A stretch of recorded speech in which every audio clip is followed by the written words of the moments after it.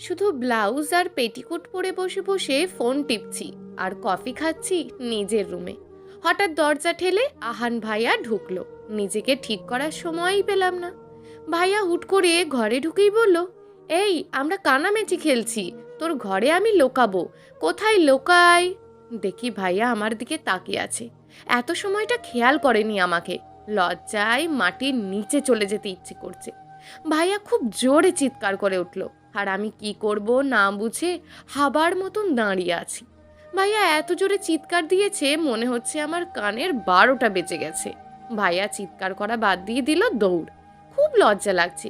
ছি ছি, ভাইয়ার সামনে এভাবে লোকানোর জন্য কি আর কোনো ঘর পেল না? আমার রুমেই আসতে হলো।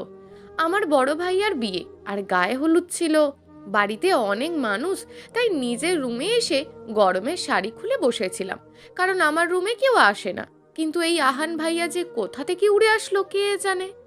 যদি কাউকে বলে দেয় তাহলে তো আমার মান সম্মান সব শেষ। আর ভাইয়ার সামনেই বা যাব কি করে? এসব ভেবেই কান্না পাচ্ছে। আমার নাম মিহি, সবাই মনু বলে ডাকে। আহান ভাইয়া হলো আমার একমাত্র খালামণির একমাত্র ছেলে, আর ছোট একটা মেয়েও আছে। আর সব থেকে সিক্রেট ব্যাপার হলো, আমি মনে প্রাণে আহান ভাইয়াকে ভালোবাসি, কিন্তু তার হাব ভাবে কখনো আমার প্রতি কিছু পাইনি, শুধু অপমান করাটাই পাইছি। সে যাই হোক, আহান ভাইয়ার সাথে ওই ঝামেলা হওয়ার পর লজ্জায় আর বাইরে বের হইনি। ঘড়ির দিকে তাকিয়ে দেখি সকাল 8টা বাজে। তবে বাইরে এত চেঁচামেচি মনে হচ্ছে যেন 11টা বেজে গেছে। বিরক্ত নিয়ে উঠে ফ্রেশ হলাম। বাইরে যেতে ইচ্ছে করছে না, তবুও রেডি হলাম। না, আজ আর শাড়ি পরবো না। একটা অরেঞ্জ কালারের জামা পরলাম আর চুলগুলো ছেড়ে দিয়েছি। হালকা সাজলাম। রুম থেকে বের হয়ে যা শুনলাম তাতে আমার মাথায় আকাশ ভেঙে পড়ার মতন অবস্থা। কারণ আহান ভাইয়া সবাইকে বলে বেরিয়েছে আমি নাকি খালি গায়ে বসে থাকি। এই ছেলেটা আমার সব মান সম্মান শেষ করে দিল। আপুদের কাছে গিয়ে একটু বসেছিলাম, কিন্তু সবাই আমাকে এই ব্যাপারটা নিয়ে খুব মজা নিল, তাই ছাদে যাওয়াটাই উত্তম। এদের কাছে থাকলে আমার 12টা বাজাবে। কিন্তু আহান ভাইয়াকে কোথাও দেখলাম না। একবার পাই সামনে, তখন বোঝাবো অসহ্যকর। ছাদে যাবো বলে সিঁড়ির দিকে পা বাড়াতেই হাতে কারোর টান পড়লো। তাকিয়ে দেখি আমার ছোট কাকুর মেয়ে ক্লাস 7-এ পড়ে, তবে পাকা অনেক। কি হয়েছে, হাত ধরে টানছিস কেন? মনু আপু, শুনলাম তুমি নাকি খালি গায়ে বসে থাকো, বলে ফিক করে হেসে দিল। ওই, তোকে কে বলেছে এসব? My crush. এই, হেয়ালি না করে বলতো, তোর এই মাই ক্রাশটাকে? আমি ভার্সিটিতে উঠে গেলাম, এখনো কোনো ক্রাশ খাইতে পারলাম না, আর তুই এইটুকু পুচকি, তোর কিনা ক্রাশ আছে? আমার ক্রাশ তো আহান ভাইয়া, বলেই জিভ কাটলো। কি, আহান ভাইয়া তোর ক্রাশ? আপু, কাউকে বলো না প্লিজ। ভাইয়া আমার অনেক বড়, না হলে প্রপোজ করতাম, বাট ভাইয়া অনেক বড়। My bad luck. তুমি কাউরে বলো না যেন। বোঝোই তো, অমন একটা চকলেট বয় সামনে দিয়ে ঘুরঘুর করলে কার না ভাল লাগে বলো? আমি দিভির কথা শুনে ওর দিকে চেয়ে আছি। ভাবা যায় আহান ভাইয়াকে নাকি ওর ভালো লাগে। বেশ রাগ হলো। মনে হচ্ছিল একটা চড় মেরে বলি আমার প্রপার্টির দিকে নজর দিবি না, কিন্তু তা কখনোই সম্ভব না। অর্পার কথা শুনে আর কিছু ভালো লাগছে না। কিছু খাওয়া উচিত, তাই খাওয়ার জন্য রান্নাঘরে গেলাম। ওমা, সেখানে গিয়ে দেখি আহান ভাইয়া একটা বড় বাটির পুরো একটা বাটি মাংস আর পরোটা দিয়ে খাচ্ছে।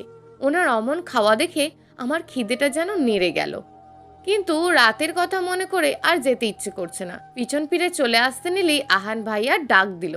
দেখি মাংসের বাটি আর একটা পরোটা নিয়ে এদিকেই আসছে। কি হয়েছে? কি আর হবে, চল আমার কাজ করে দিবি। আমি আপনার কি কাজ করব? বাড়িতে ফুলসজ্জার খাটের জন্য ফুল আনা হয়েছে অনেক। তো তো কি, আমি বসে থাকবো আর তুই ফুলগুলো সব ঠিক করবি? চল আগে। পারবো না। কি বললি, পারবি না? খালা আম্মুকে কিন্তু বলে দেবো কালকের কথা। কি আর বলবেন, সবাইকেই তো বলে দিয়েছেন। আরে ও তো বাচ্চাদের বলেছি, বড়দের তো বলিনি। আমার কথা না শুনলে বিয়ে বাড়ির সবাই জানবে। কি আর করার, মুখ গোল করে চলে গেলাম ভাইয়ার পিছু পিছু। খুব খিদে লাগছে, আর ভাইয়া আমাকে খুব খাটিয়েছে সারাদিন। ভালো লাগে না। রাগ করে না খেয়ে রুমে চলে আসলাম। ফোনটা টেবিল থেকে নিতেই দেখলাম একটা ভাঁজ করা কাগজ। কৌতূহল মেটাতে খুলে দেখলাম সেখানে লেখা আছে, প্রেয়সী, তুমি কি জানো তোমার ওই মায়া মাখা মুখটি দেখার জন্য কত বাহানা করি। তোমার অভিমানী রাগী রাগী মুখটা দেখতে আমার কত ভালো লাগে। তোমার সাথে এমন লুকোচুরি করতেও ভীষণ ভালো লাগা কাজ করে। মনে হয় প্রতিনিয়ত তোমার ওই দু চোখের অতলে আমি তলিয়ে যাচ্ছি। আমার মিহু পাখি। সবাই তোমাকে মনু বলে ডাকে, আর আমি তোমাকে আমার মিহু পাখি বলে ডাকবো। চিঠিটা পড়ে মাথা ঘুরছে। এমন সময় চিঠি লিখলো কে? বাড়িতে বড় বলতে তো আমার ভাইয়া আর আহান ভাইয়াই আছে, আর সব তো পিচ্ছি। এত আবেগ দিয়ে কে লিখলো? তার মানে আহান ভাইয়া? না না, ওনাকে দেখে তো মনে হয় না উনি আমাকে ভালোবাসেন। এসব ভাবনার ভিতরই কেউ চিঠিটা হাত থেকে টান দিয়ে নিয়ে নিল। তাকিয়ে দেখি আহান ভাইয়া। আমাকে কাগজটা ফিরিয়ে দিন। আরে দাঁড়া না, এত জ্বালাস কেন? বাহ বাহ, এইসব করা হচ্ছে? খালি গায়ে নিজের রুমে বসে থাকিস, আবার প্রেমপত্র নিয়ে ঘুরছিস? কি ব্যাপার? খালাম্মুকে কি তোর বিয়ের কথা ভাবতে বলবো? দুই ভুরু নাচিয়ে বলল। ভাইয়ার এই ভুরু নাচিয়ে হালকা দুষ্টুময় মুখটাও ভীষণ ভালো লাগছিল দেখতে। যতবার দেখি ততবার নতুন করে প্রেমে পড়ি। আমার ভাবনার ভিতরেই ভাইয়া হাতে তুড়ি বাজিয়ে বলল, কিরে, বিয়ের স্বপ্ন দেখছিস নাকি? ধ্যাত, কি যে ভাবছি। আমার বিয়ে হয়তো টেনশন নেই বুঝলে। নিজে বুড়ো হচ্ছেন দেখেছেন? জানতো নিজে বিয়ে করে ঘুরে বেড়ান। কি বললি? আমি বুড়ো? জানিস, কলেজের মেয়েদের বাদই দিলাম, ছেলেরা পর্যন্ত আমাকে দেখলে ক্রাশ খায়, আর সবাই চকলেট বয় বলে, বুঝলি? চকলেট বয় না, গোবর বয় বলে। মুখ ভেঙচিয়ে বললাম, মারবো টেনে এক থাপ্পড়। যা তো, আমার জন্য চা নিয়ে আয়। পারবো না। কথায় কথায় পারবো না বলিস কেন? শোন, 10 মিনিটের ভিতর চা নিয়ে বসবি, আর তা না হলে সবাইকে বলবো প্রেম করে বেড়াচ্ছিস। ও, আর শোন, তুই আজ শাড়ি পরিসনি কেন? শাড়ি পরে খোঁপা করে তারপর চা নিয়ে আসবি, না হলে মনে আছে তো চিঠির ব্যাপার ফাঁস হয়ে যাবে কিন্তু। শাড়ি পরবো কেন? এটা কোন ধরনের কথা? পড়তে বলেছি পড়বি, বুঝলি? বলেই চলে গেল একটু চোখ টিপ দিয়ে। এই ছেলেটাকে কিছু বলতে গিয়েও বলতে পারি না। কেন যে আমার এমন হয়? যত দিন যাচ্ছে ভাইয়াকে তত বেশি ভালোবেসে ফেলছি। না, এটা ঠিক না। মনু, এটা কি চা না শরবত? এটা কি কথা? এই নিয়ে 5 কাপ চা আনলাম। তোমার হয় একবার বেশি গরম হয়ে যায়, না হয় একবার বেশি ঠান্ডা হয়ে যায়, আর তা না হলে চিনি কম, লিগার করা। এত কমপ্লেন না করে নিজে বানিয়ে আনুন না। এই চুপ, তোকে বলেছি তুই করবি, বুঝলি? এখন যা তুই। আমার পোড়া কপাল, হ্যাঁ, এখন এই শরবত বানাম চা খেতে হবে। আমি মুখ ভেঙচি দিয়ে চলে আসলাম। কি আর করব, দিন দিন এই মানুষটা মায়ায় খুব বাজেভাবেই আমি জড়িয়ে যাচ্ছি। ভাইয়ার বিয়েটা খুব ভালোভাবেই কেটে গেল। বাড়ি পুরো ফাঁকা, তবে আহান ভাইয়ার খালামণি আছে, তারা কিছুদিন পর যাবে। খালামণির বাসা আমাদের বাসা থেকে বেশি দূরে না। বাড়িতে কেউ নেই বললেই চলে। ভাইয়া আর ভাবি আজ সকালে বাপের বাড়ি গিয়েছে। এই নতুন ভাবিও একদিন এসে জেনে গিয়েছে আমার নাম মনু, আর আমি নিজের রুমে খালি গায়ে বসে থাকি। মনটা আমার তেজপাতা হয়ে যায় যখন এই কথাগুলো শুনি। হঠাৎ জানালা দিয়ে কি যেন একটা রুমের ভিতর পড়লো। কেউ হয়তো কিছু ছুঁড়ে মেরেছে। ওমা, এটা তো একটা ভাঁজ করা কাগজ। খুলে দেখি সেম হাতের লেখা। তাতে লেখা ছিল, তুমি কি চাও মিহুমণি আমি পাগল হয়ে যাই? তুমি কি জানো তোমার অগোছালো শাড়ি আর ভাবলেশহীনভাবে কাঁচা হাতে বাঁধা খোপার সাথে লেপটে যাওয়া কাজল কতটা টানে আমাকে? জানো, তোমার ওই ঘুম ঘুম চোখ দুটোও আমাকে খুব বাজেভাবে পাগল করে। এই ছোট্ট ছোট্ট অনুভূতিগুলো দিন দিন এত বাড়ছে, তা তোমাকে বলে বোঝাতে পারবো না। আমি আছি আমার জ্বালায়, আর এই চিঠি বাজাচ্ছে তার পাগলামিতে। তুই কে ভাই, একটু বলবি? তুই যে কে জানতে পারলেও হতো, কারণ আহান ভাইয়ার কাছ থেকে ছ্যাঁকা নামক যন্ত্রণা পেয়ে এই চিঠিবাজকেই বিয়ে করে নেব। কথাগুলো আমার দারুণ লাগে, সে যেই হোক না কেন। মিহি, এখানে দাঁড়িয়ে দাঁড়িয়ে না হেসে চিঠিটা লুকিয়ে ফেল, না হলে আহান ভাইয়ার নজরে পড়লে এবার তোর কপালে কিন্তু দুর্ভোগ আছে। এই কে রে? আমি আপু, আমি অর্পা। তুই এভাবে চোরের মতন আমার রুমে আসলি কেন? এরই মাঝে হাসি মুখে মার খালামণি আমার রুমে ঢুকলেন। কি ব্যাপার, তোরা দু বোনে কি করিস? আমি কিছু বলতে যাব তার আগেই অর্পা বলল, আপুর কাছ থেকে ম্যাথ পড়বো, তাই কখন আসবো শুনতে আসছি। ওলে আমার এই ছোট মেয়েটা খুব লক্ষ্মী। শোন না মিহি, বলো, তোর তো 2-3টে ভার্সিটিতে চান্স হয়েছে। আহান যে ভার্সিটিতে পড়ে ওই কলেজেও চান্স হয়েছে দেখলাম। তাই তোর খালা আম্মু আর আহান মিলে তোকে ওই ভার্সিটিতেই ভর্তি করবে, বুঝলি? এতে আহান তোকে অনেক হেল্পও করতে পারবে। মা আর খালাম্মু আর কিছু সময় কথা বলে চলে গেল। আর আমার হৃদস্পন্দন ঠক ঠক করছে। যাকে দেখতে চাই না তাকেই দেখতে হবে। আর আহান ভাইয়াও আছে, তার কি দরকার ছিল আমাকে মাতব্বরি করে তার কলেজে ভর্তি করার? যদি পুরনো খামে নতুন করে কোনো চিঠি আসে তবে তুমি ভুলে যেও না আমায়, কারণ আমি এখন যেমন তোমাকে ভালোবাসি পরেও কিন্তু তেমনটাই ভালোবাসবো। শুভ সকাল মিহু পাখি। সকাল সকাল ঘুম ভাঙতেই এই চিঠিটা পাওয়ায় বেশ বিরক্ত হয়ে গেছিলাম, কিন্তু চিঠিটা পড়ে অতটাও খারাপ লাগেনি। এই চিঠিটার প্রেমে পড়ে যাচ্ছি। কেন এমন লুকোচুরি খেলছে কেন? আর আমি তো আহান ভাইয়াকে ভালোবাসি, তাহলে এই চিঠিবাজের চিঠির প্রেমে পড়ে যাচ্ছি এ তো ঠিক না। কিন্তু আহান ভাইয়া তো আমার দিকে ফিরেও তাকায় না। আহান ভাইয়া প্রেম করলে বা বিয়ে করলে ছ্যাঁকা খাওয়ার পর ওই চিঠিবাজকেই বিয়ে করে নেব। দেখ কি সব ভাবছি, আজ ফার্স্ট ডে ভার্সিটিতে, এসব না ভেবে রেডি হয়ে নেওয়াটাই ঠিক হবে। মা, এভাবে ঠেসে ঠেসে গালের ভিতর ভাত ঢোকাচ্ছ, মনে হচ্ছে আমি জীবনের প্রথম ভাত খাচ্ছি, আর ভাতগুলো না খেলেই মারা যাব। ওরে মিহি, কথা বলিস কেন? দিন দিন রোগা হয়ে যাচ্ছিস, বিয়ে দিতে হবে তো। বেশি বেশি করে মোটা হ, বুঝলি? ও দাদি, তুমি আমার বিয়ে নিয়ে পড়লে?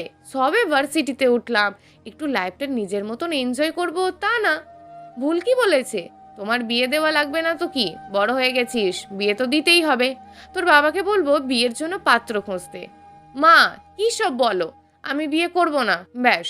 বলেই রাগ করে চলে আসলাম। আমাকে নাকি বিয়ে দেবে। ও আমার মিহি, রাগ না করে মা কিছুটা আর খেয়ে যা। মা ডাকতে থাকুক, আমি কথা বলবো না। রুমে গিয়ে নিজের ব্যাগ বের করতেই অর্পার সাথে দেখা। এই ফাজিলের হাড্ডি মার্কা মেয়ের সাথে এখন কথা বলা ঠিক হবে না।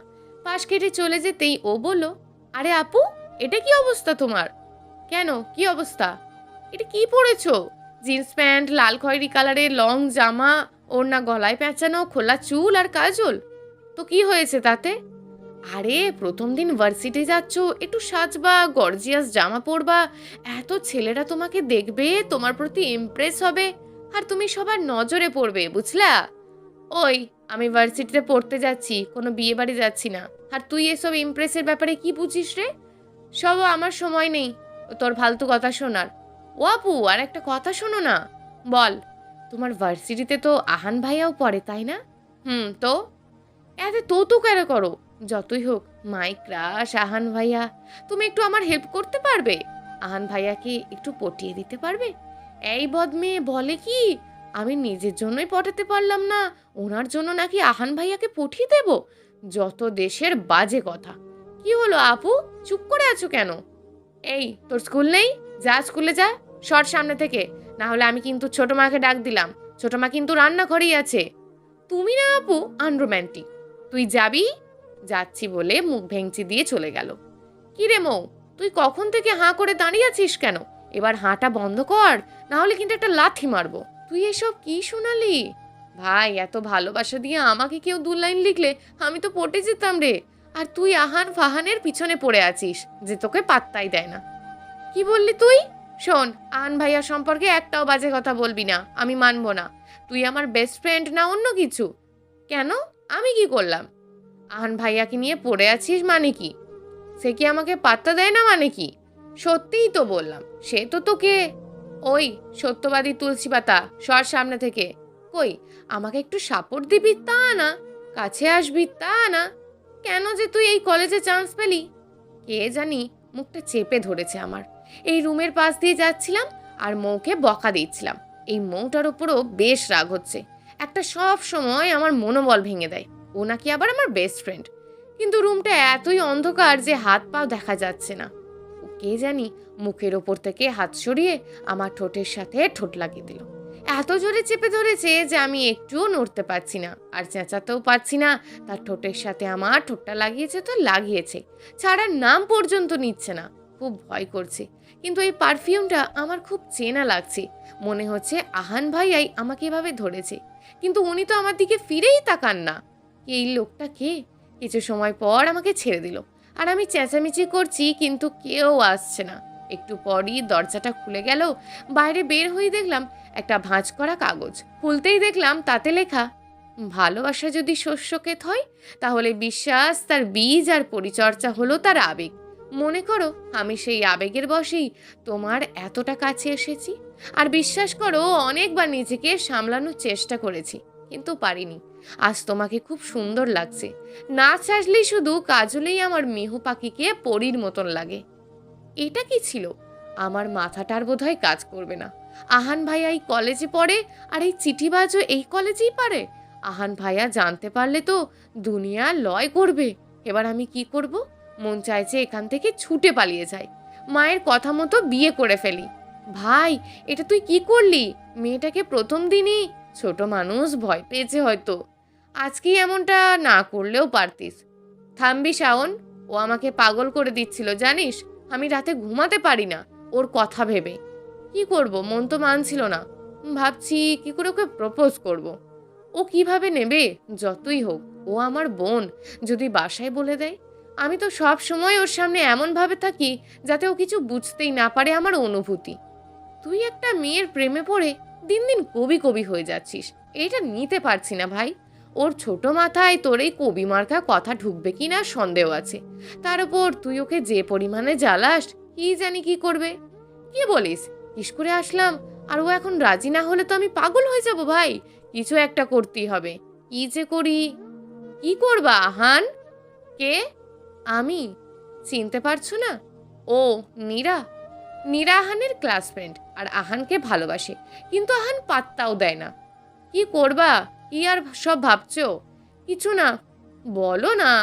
তোমার না জানলেও চলবে, বুঝলে? সেটা সময় বলবে। আর তুমি যে কেন আমাকে ইগনোর করছো তাও আমি জানতে পারবো। কার জন্য তুমি আমার থেকে দূরে থাকো। বলে চলে গেল নীরা। এই মেয়েটাও না পারেও বটে। আমি বাঁচি না আমার জ্বালায়, আর ও আছে ওর উল্টোপাল্টা কাজ নিয়ে। যাই বলিস, তোর মার কিন্তু নীরাকে বেশ পছন্দ। কি বলিসনি কেন? মনে ছিল না। সে যাই হোক, কিন্তু মিহুকে কি করে প্রপোজ করব, কি করব, এটাই তো ভেবে কুল পাচ্ছি না। যদি বাড়িতে বলে দেয়? এসব কি মিহি, তোর চিঠিবাজ এখানেও? আই মিন, ইউ মিন কি? তখন থেকে আই মিন করে যাচ্ছিস। আসলে এটা তোর আহান ভাইয়া না তো? কি যে বলিস, উনি হলো তো আমি নাচতে নাচতে গিয়ে ওনার কোলে উঠতাম। কি, তুই ভাইয়ার কোলে উঠবি? ভাইয়া হলে তো উঠলাম, কিন্তু উনি তো আমার দিকে ফিরেও তাকায় না। যাই বলিস, আমার কেমন কেমন লাগছে। এটা আহান ভাইয়াই। আমাকে মিথ্যে সান্ত্বনা দিস না, কষ্টে আমার বুকটা ফেটে যায়। যাই হোক, কিন্তু তুই বারবার টিস্যু দিয়ে ঠোঁট মুছছিস কেন? কি হয়েছে দেখি? কই, কিছু হয়নি তো। না না, দেখা। মিহির ঠোঁটের ওপর থেকে হাত সরিয়ে দেখে কামড়ের দাগ। এটা কি মিহি, তোর ঠোঁটে কামড়ের দাগ কেন? কই না তো। ও কিছু না, অনেক দেরি হয়ে গেছে, চল বাড়ি যাই। মাঠের মাঝখানে বসে থাকার কোনো মানেই হয় না, মা টেনশন করবে। বলেই উঠে দাঁড়ালাম। পিছন থেকে কে যেন মিহির মাথায় টোকা মারল। এই কে রে বলে পিছন ফিরতেই দেখে আহান। আহান ভাইয়া আপনি? কেন, অন্য কাউকে আশা করেছিলি নাকি? না মানে আসলে। কি মানে মানে করছিস? আর এখানে বসে কি করিস? ছেলে দেখছিস নাকি? আর তুই আমার সাথে দেখা করিসনি কেন? সকালে কলেজে এসে আমার তোকে খুঁজে বেড়াতে হলো, তাও এই দুপুরে তাকে খুঁজে পেলাম। সত্যি কথা বল, কি করছিলি? মা, ভাইয়া এমন ভাবে বলছে কেন? ভাইয়া কি আমার সেই রুমের ব্যাপারে জেনে গেল? ওরে বাবা, তাহলে তো আমি শেষ। মা কালই বিয়ে দিয়ে দেবে। ভাইয়ার সামনে আজ ঠান্ডা থাকলে চলবে না। কি হলো বল? আমি এই কলেজের সিনিয়র, আর তুই এখন থেকে কলেজে এসে আমাকে সালাম দিয়ে ক্লাসে যাবি, আর ক্লাস শেষ হলে আমার সাথে দেখা করে যাবি। আমার ঠেকা পড়েছে আপনাকে সালাম করতে। করবি না? না। খুব বেশি বার বেড়েছিস। দাঁড়া, তোর ব্যবস্থা করছি। কি কচু করবেন আপনি? দেখিস কি করি। দেখব। আহান চলে গেল। মিহি যেন হাঁপ ছেড়ে বাঁচলো। এই ছেলেটা শুধু জ্বালায়, ভালো লাগে না। বাড়ি এসে ফ্রেশ হয়ে সকালের ঘটনার কথা ভাবছি। আমার ভাবনার ভিতর দরজায় টোকা পড়ল। দরজা খুলতেই দেখি মা আর আহান ভাইয়া দাঁড়িয়ে। কিন্তু এরা এখানে কেন? আহান ভাইয়া আমাদের বাড়িতে কি করতে এসেছে এই অসময়ে? মা চলে গেল, কিন্তু হঠাৎ আহান ভাইয়া আমার হাত ধরে এত জোরে টান দিল যে আমি তার বুকে গিয়ে ধাক্কা খেলাম। অবাক হয়ে তাকিয়ে দেখি উনি আমার দিকে এক নজরে তাকিয়ে আছেন। আহান ভাইয়া এমন ভাবে তাকাচ্ছেন, আমি তার চোখের দিকে ভালো করে তাকিয়ে দেখি উনি কেমন যেন নেশা ধরা চোখে তাকিয়ে আছেন। দুহাত দিয়ে নিজের দুটো চোখ কচলে নিলাম, আসলে এটা স্বপ্ন না সত্যি। হুট করে উনি আমার হ্যাকার দিয়ে আমার কোমরটা জড়িয়ে ধরলেন। আমি আরও ওনার কাছে চলে এলাম। আর এক হাত দিয়ে আমার কপালে পড়ে থাকা চুলগুলো সরিয়ে দিচ্ছেন। এবার ওনার দিকে তাকাতেই খুব লজ্জা লাগছে। কি যে করি, ভাইয়ার হঠাৎ কি হলো বুঝতে পারছি না। আমার মুখ দিয়ে কথা বের হচ্ছে না। এত চেষ্টা করছি কিন্তু কিছু বলতে পারছি না। কি রে, অমন করে তাকিয়ে আছিস কেন? ভাইয়ার কথায় কেমন যেন কেঁপে উঠলাম, তবুও কিছু বলতে পারছি না। হাত পা ঠান্ডা হয়ে যাচ্ছে। ভাইয়া মুচকি হেসে বললেন, পূর্ণিমার সন্ধ্যায় আমার মায়াবিনীকে পেতে মনটা আরো উদাস হচ্ছে। রূপসাগরের পাড়ে উদাসী মনটাকে তার ভালোবাসায় মুড়ে দিতে ব্যাকুল এই হৃদয়। এই কথাটার আগা গোড়া কিছুই বুঝতে না পারলেও আহান ভাইয়ার মুখে কথাটা শুনতে বেশ ভালো লাগলো। ভাইয়া মুচকি হেসে আমার ঘাড়ে ওনার মুখটা আচমকা ডুবিয়ে দিল। আমার সারা শরীরে কেমন যেন বিদ্যুৎ শটের মতন লাগছিল। আর ভাইয়া ক্রমাগত তার ঠোঁট আর নাক আমার ঘাড়ে ঘষতে লাগলো। এদিকে আমার মনে হচ্ছে আমার সব ইন্দ্রিয় কাজ করা বন্ধ করে দেবে। হঠাৎ মনে হলো দরজা তো খোলা, কেউ যদি দেখে ফেলে। কথাটা ভাবতেই ভাইয়াকে খুব জোরে ঠেলে দিয়ে বললাম, কি করছেন ভাইয়া, আপনার মাথা ঠিক আছে? বলেই ঝাঁকি দিলাম। তখন উনি মুখ উঁচু করে এদিক ওদিক দেখে মুখটা ঝাঁকে দিয়ে আমার দিকে একটু তাকালেন। তারপর আমার হাতটা ধরে তার কাছে এনে বললেন, এই মিহু, তোর শরীর থেকে এমন বাজে গন্ধ বের হচ্ছে কেন? গোসল করিসনি বুঝি? যা গোসল করে আয়, বলে হন হন করে চলে গেল। 1 মিনিটও দাঁড়ালো না। এটা কি হলো, আর একটু আগে কি হলো?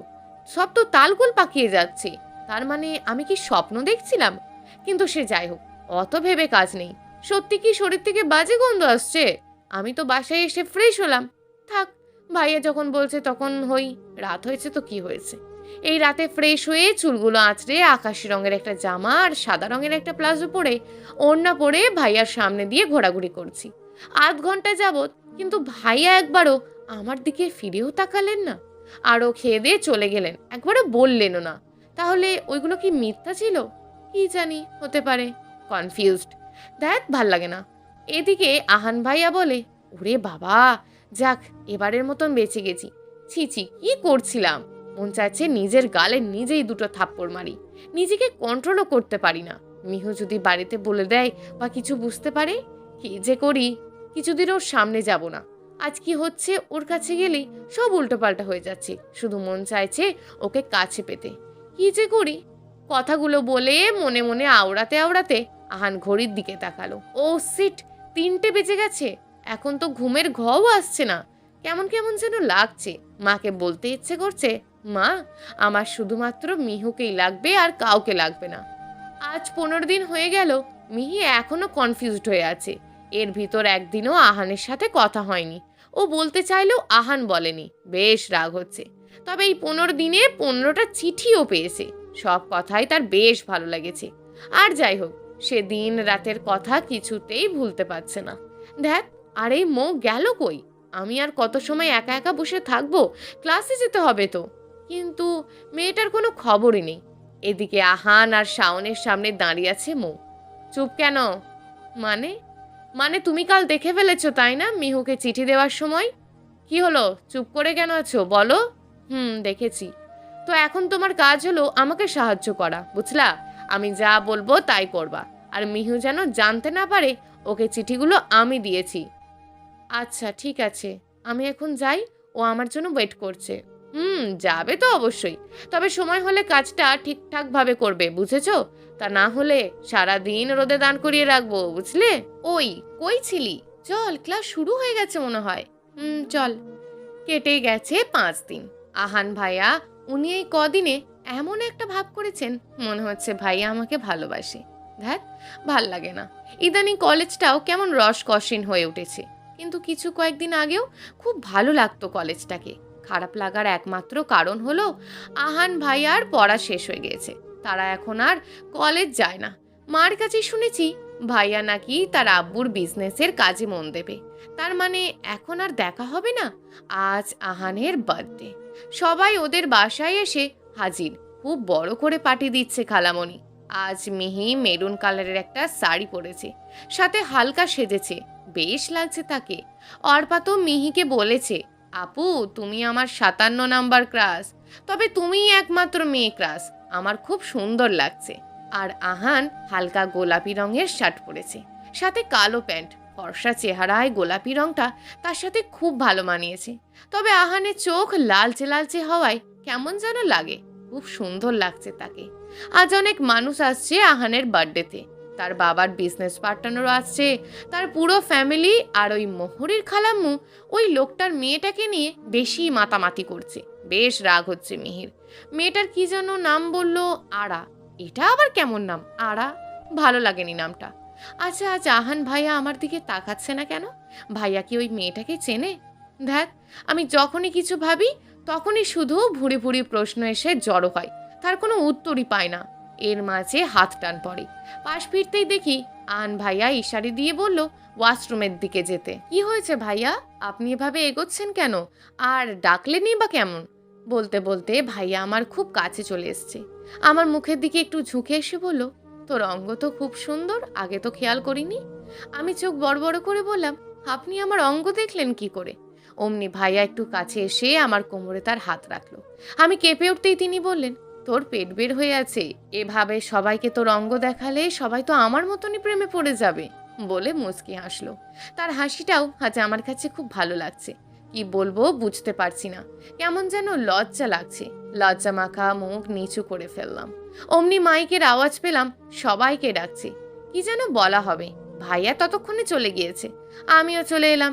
গিয়ে দেখি খালুর এক পাশে আরা নামের মেয়েটা দাঁড়ানো, আর তার এক পাশে আহান ভাইয়া। কেমন যেন একটা খটকা লাগলো। খালু এবার বলল, আমার একমাত্র ছেলের সাথে আমি আরা মামনির বিবাহ দিতে চাই খুব শীঘ্রই। আরা আমার বিজনেস পার্টনার আর আমার প্রিয় বন্ধুর মেয়ে। কথাটা শুনে খুব খুশি হলো সবাই। হাততালির আওয়াজ হলো। কিন্তু আমি এক নজর আহান ভাইয়ার দিকে তাকিয়ে আছি, আর ভাইয়াও আমার দিকে তাকিয়ে আছে। কি হলো এটা? আমি মিহুকে পাবো না? বাবা তো একবার আমাকে বলতে পারতো, কিচ্ছু বলল না। না, এটা হতে পারে না। আমার মিহু আমাকে ভালোবাসে। আর এদিকে আহানের আব্বু বিয়ের দিন তারিখও বলে দিয়েছে। মাত্র 15 দিন পরই তার আর আরার বিয়ে। আর এটা আহানের কাছে স্বপ্ন মনে হচ্ছে। কি করবে সে? বাবার বিরুদ্ধে যাওয়াও তার পক্ষে সম্ভব না। এদিকে মিহুর দিক তাকাতেই খুব কষ্ট লাগছে।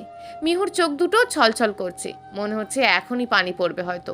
এই কয়েক মাস মিহুর অনেকটা কাছে চলে গিয়েছে আহান। না, মিহুকে এভাবে ভোলা সম্ভব না। মিহি ভাবছে হয়তো আহান ভাই আমাকে কখনো ভালোই বাসেনি। আচ্ছা, আমি ওনাকে দোষ দিচ্ছি কেন? উনি তো কখনো বলেইনি আমাকে ভালোবাসে। তাহলে বিয়ে করতেই পারে। আমারই ভুল। নিজের মনে আমি একটু বেশি ভেবে ফেলেছিলাম। আসলে যা হওয়ার নয় তা কখনোই হবে না। কিন্তু আমি কি পারবো নিজেকে সামলাতে?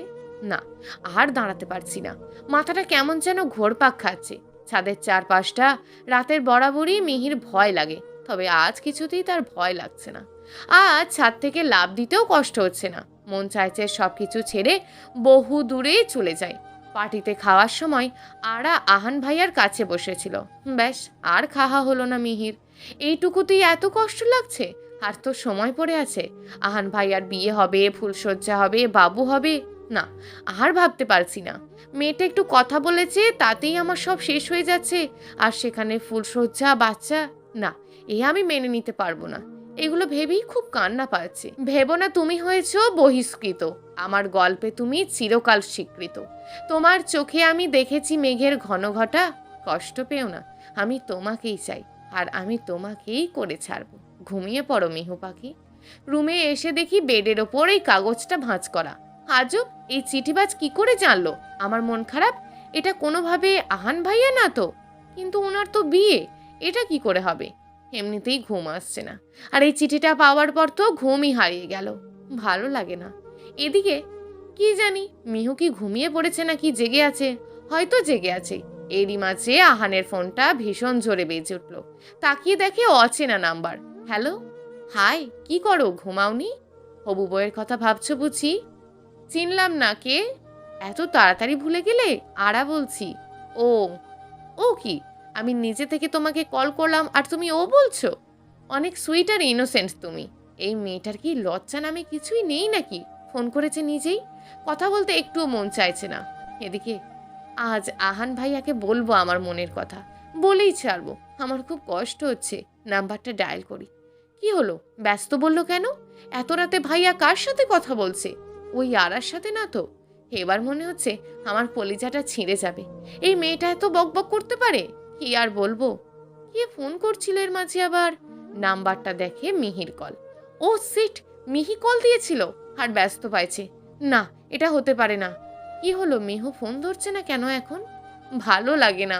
ও কি ভুল বুঝলো? এটা কি করলাম আমি? কেন যে আরার সাথে কথা বলতে গেলাম? এই মেয়েটা পারেও বটে। ঘুমিয়ে পড়েছে আর শুধু শুধু আমাকে ওর বাড়ি পর্যন্ত নিয়ে গেল এত রাতে। যাক, ভালো হয়েছে, কোনো বিপদ হয়নি। আজ পাঁচটা দিন হয়ে গেছে রুম থেকে বের হচ্ছি না। কেউ তেমন খবরও নিচ্ছে না। সবাই ভাইয়ার বিয়ে নিয়ে ব্যস্ত।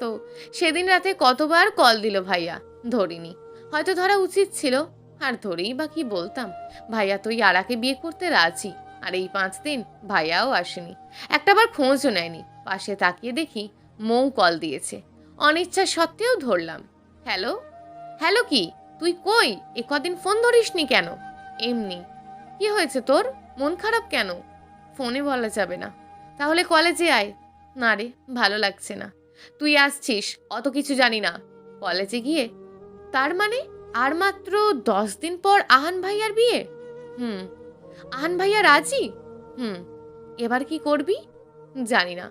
মিহি, চল তো। পিছনে ফিরে দেখি আহান ভাইয়া মুখ কালো করে দাঁড়িয়ে আছে। ওনার মুখ দেখে বুকের ভিতর ছ্যাঁত করে উঠল। কোথায় ভাইয়া? তুমিও আসো মৌ। আসলে আমি এই বিয়েটা করব না।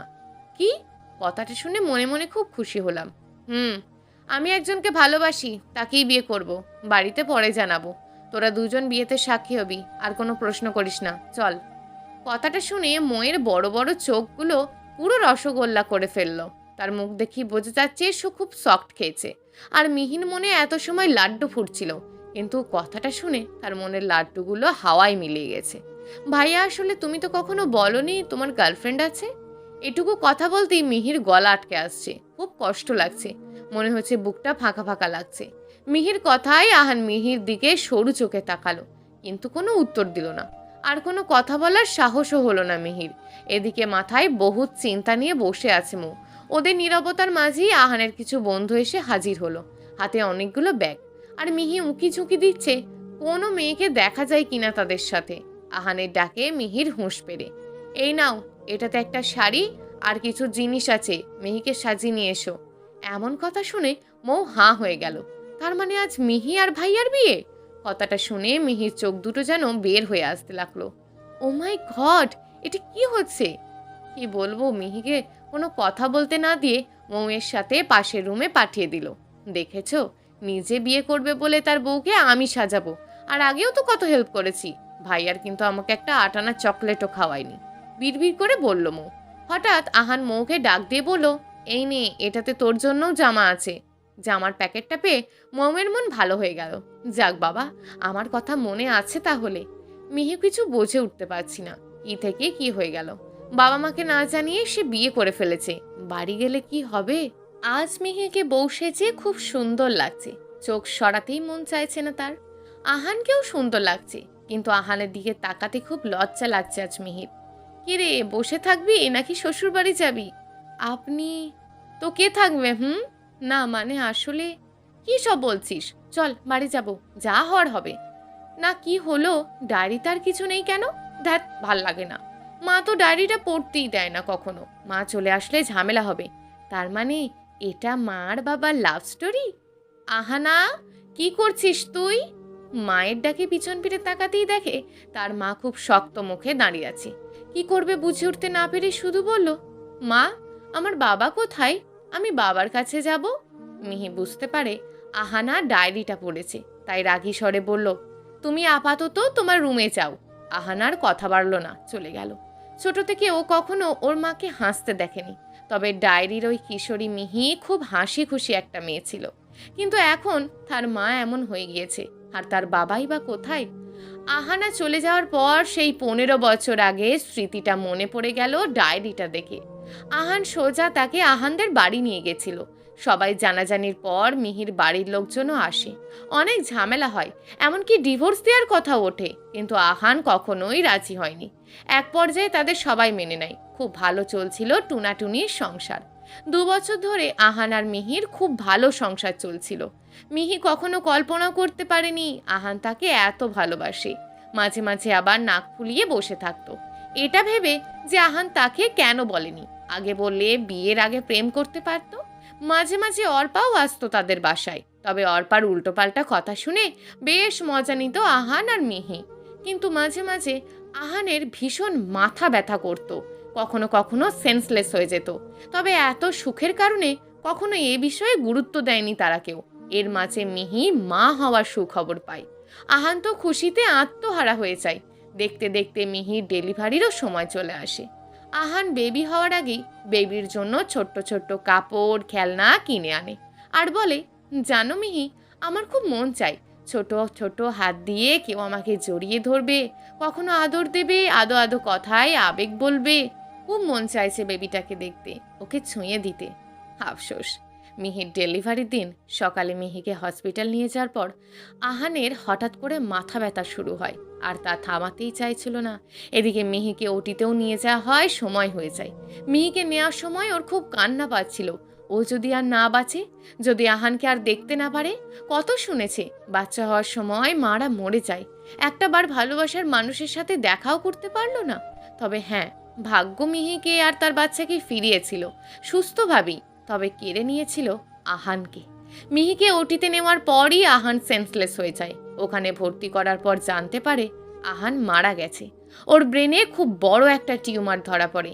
এতদিনের মাথা ব্যথা আর সেন্সলেস হয়ে যাওয়ার কারণ সবাই দুর্বলতা ভেবে খেয়াল করেনি। সেই পুরনো কথা ভেবে মিহিরাজ সব শেষ করে দিতে ইচ্ছে করছে। একটা মেয়ে জানে তার সন্তান যেদিন জন্ম নিয়েছে সেদিন স্বামীকে হারানো কতটা কষ্টের। সেই দিনই মিহির আর বাঁচার শখ ছিল না, শুধু আহানার দিকে তাকিয়ে বেঁচে আছে। ওপরবেলা তাকে অনেক কষ্ট দিয়েছে। এসব ভাবতে ভাবতে মিহি আর একটা ডায়েরি বের করলো। সেটা ছিল আহানের। আহানকে পাওয়ার পর মিহি সেই চিঠি বার্তার কথা ভুলেই গেছিল। আহান মারা যাওয়ার পর মিহি আহানের ডায়েরিটা খুঁজে পায় এবং তার ভিতরে মিহিকে নিয়ে লেখা অনেক অনুভূতিও পায়, যেগুলো তার পাওয়া চিঠিগুলোর মতন লেখা, যা আহান বাম হাত দিয়ে লিখেছে। মাঝে মাঝে মনে হয় মিহির থেকে আহানই ওকে বেশি ভালোবাসে, কিন্তু ওই যে আমাদের ভালোবাসা তো কেয়া পাতার নৌকোর মতন, যা কখনো সম্ভব না। তাই তো আমরা যতই মেলার চেষ্টা করি না কেন, মিল কখনোই হওয়ার ছিল না। এখন আমার এই চিঠিগুলোই সবকিছু, যা পড়ে মনটা ভালো হয়ে যায়। প্রিয় দর্শক, এই গল্পটা আপনাদের কেমন লাগলো তা অবশ্যই একটি কমেন্ট করবেন। আর যদি গল্পটা আপনাদের ভালো লেগে থাকে তাহলে ভিডিওটিতে একটি লাইক করে দেবেন এবং এই ধরনের ভিন্ন স্বাদের গল্প শোনার জন্য চ্যানেলটিকে অবশ্যই সাবস্ক্রাইব করে আমাদের সঙ্গে যুক্ত থাকুন।